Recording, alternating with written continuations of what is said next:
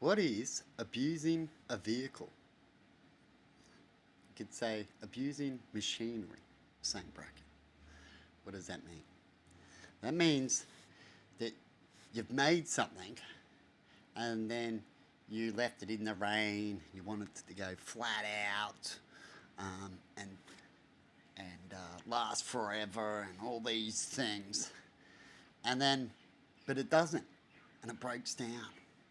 And so that means you're either, and because you create, that's using something that you created, and you believe you can floor that car and all that because you can believe that you own it as you created it. But when you do that, what happens?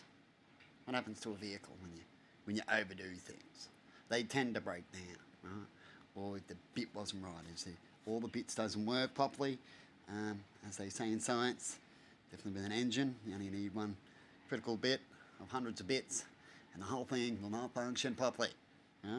You can go too far. There's bits you can pull out of an engine. We'll take out power steering. The car still function. We'll take out, your brake system a little bit. You can take out some stuff. We'll take out your power windows, right? It's still functioning, right?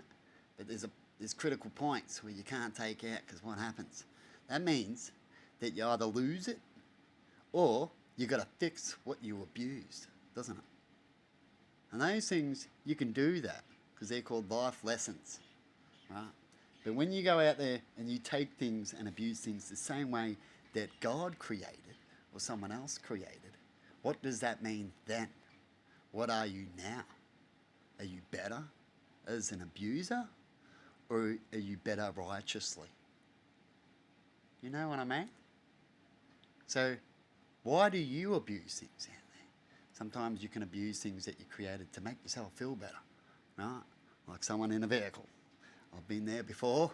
You hoon around, you push to the limits to try to release some anger or something like that, frustration, or even perhaps some ego, which is you get your adrenaline because you like doing things like that. But when you do things like that, what happens in the end? The more you do it too, the more likely that you're going to have to lose it or fix what you abused. The more you abuse it, well, what does that mean? The more you're going to have to fix it, the more costly and the longer it takes, usually, isn't it? So they're the choices we have out there. So how do you choose your choices and why? And you might find out where you are in that type of system. See you later.